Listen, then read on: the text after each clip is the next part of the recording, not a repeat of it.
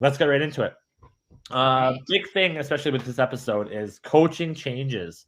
So pretty big. I'm kind of shocked, to be quite honest with you, more so than anything. Frank Reich getting signed over to the Carolina Panthers as their head hmm coach. Nicole, what do you think about that? I mean, I saw the video there where he put out, and he seems like a really good guy. He was just basically saying about how you do it. He says it's difference between losing and winning games is the margins. He's going to go and get it right. It's not a one man show. He wants to collaborate, and he keeps saying and talking about creating a championship team. He Yep. also quoted one of his. He had a quote back when he was actually in the NFL, and for his rookie year in 1985, he says, "No man becomes suddenly different from his habits and cherished thoughts." So what he Nice. wants to do with this, Panthers is create championship habits, habits and thoughts, and how that will go farther. And he wants to create and build a strong relationship with the fans, which is great. He was married for 36 years too. Wow. Yeah. But yeah, he was drafted by Buffalo Bills in the I read that as 1985 well. draft. I So, did read that. I did read that. but he's been passed around a little here and there. So I think it's good for the Panthers. I feel like they needed someone to come in, rejuvenate the team, new start, no CMC. Yeah. Um, I think it's great. Post CMC era for sure. Like it's absolutely. It's kind of tough. He's been with the Colts since 2018. And Mhm. unfortunately, it started off going in the right direction, in my opinion. With that whole situation with Andrew Luck.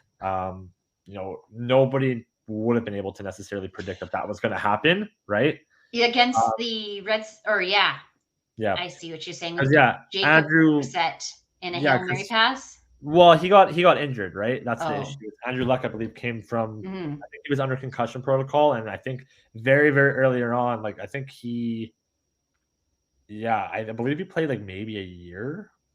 I'd have to go and double check, and people in the comments absolutely correct me, but yeah, he's gone. That was their franchise guy, right? And if you look at it hmm right now, like the Colts are no joke by any means. Them having especially one of the best running backs in the whole entire league, Jonathan Taylor, right?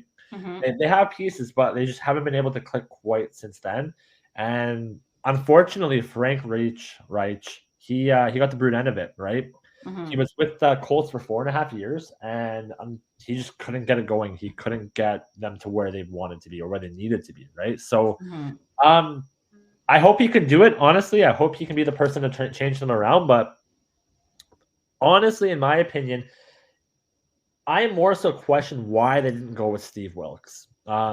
Everything considered and how the NFC South was, hmm Steve Wilkes, he performed very well with the weapons he had.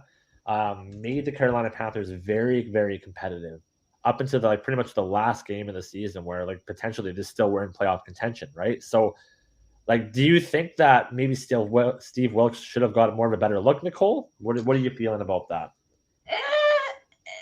Not necessarily. I mean, we our div this year, we all kind of hit not rock bottom, but we were all kind of just bobbing up in the water, you know. But I do have to say though, like when he was with the Colts, they became like the third NFL team in history to make the playoffs following a 1-5 start. Um, so there is that going for him that, seemed like it took a little beat, but then Yep. the playoffs. So that's a very rare thing to achieve, and they probably did maybe perhaps see that certain season in contention. But I don't know about this Steve Wilkes. Uh, he's great. Yes. I guess it is kind of like a competition of getting that front seat, the driver's Yeah. seat, hmm the head coach. hmm Coach has so much actually that you have to list in order for, I mean, there's a lot on their job on the table, depending on what kind of coach you are. So hmm True. maybe True. they wanted to go for a different kind of coach than what, Steve Wilkes is coaching standards like.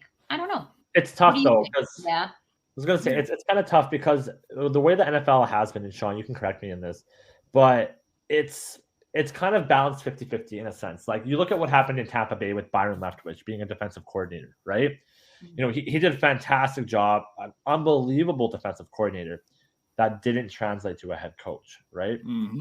The same kind of thing with Steve Wilkes, right? Steve Wilkes, the coordinator that he was, right, performed very well, and he took over as the head coach in lieu of Rule getting fired, right? Mm-hmm. And with CMC being traded, your quarterback, Baker Mayfield, who, just ended up, pretty much being a flop and, you giving up the world of trades to land Baker Mayfield, him not performing, Sam Darnold, who, like, I'm going to put it bluntly, is absolutely washed up and is a dud, right?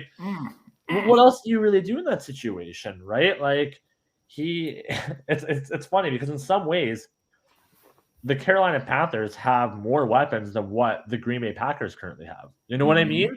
Yep. And Steve Wilkes still made it interesting and competitive. So yeah, I don't know. It's kind of tough. I absolutely expect though a team to pick up Steve Wilkes. I'm going to tell you that right Mm-hmm. now.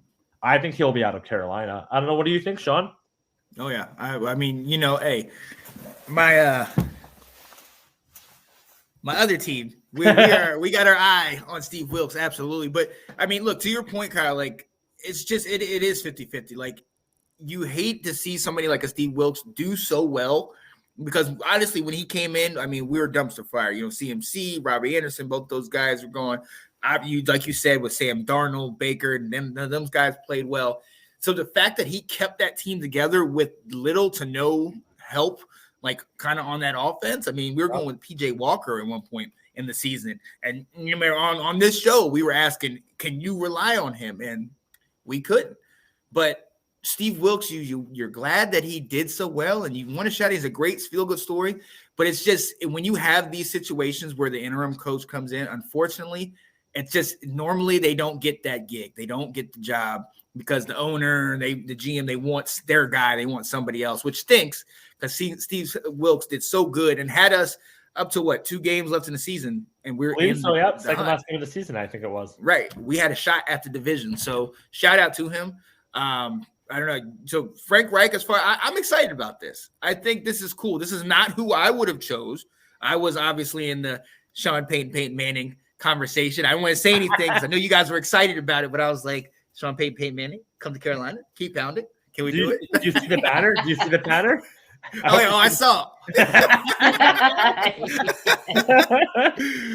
But I like this guy. This guy is you mentioned it, Nicole, about what he did with the Colts, and I mean, we've seen just alone. What impresses me is what he did with Carson Wentz.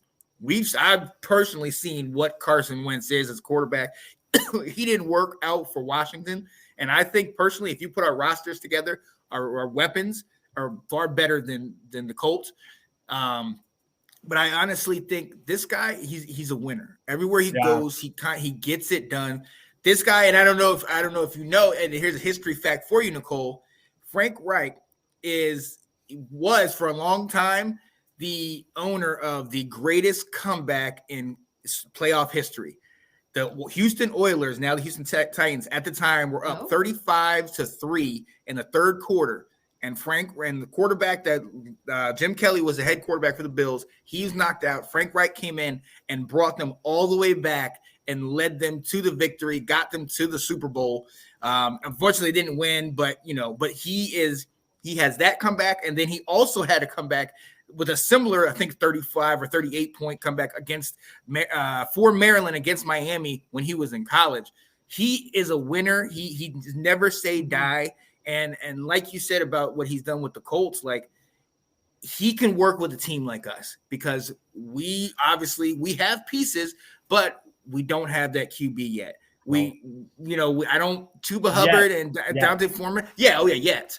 Chuba Hubbard, Dante Foreman, I love them, but I don't know if they're a number one.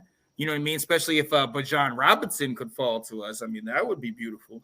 But I think he's the right fit. I think he's going to be secure and he's going to bring in his guys. So I like the pickup. I do. I like it.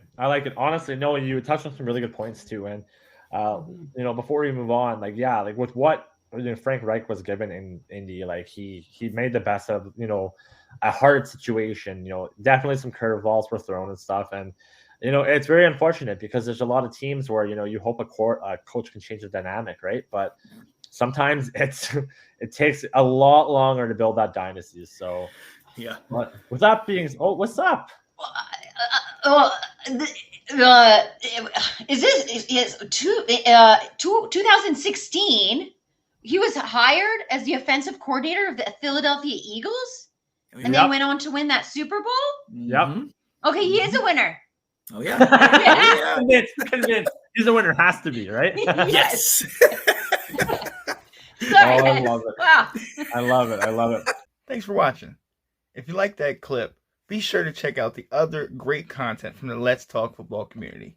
And as always, please like, subscribe, and hit that notification bell so you'll be notified when more great content like this becomes available.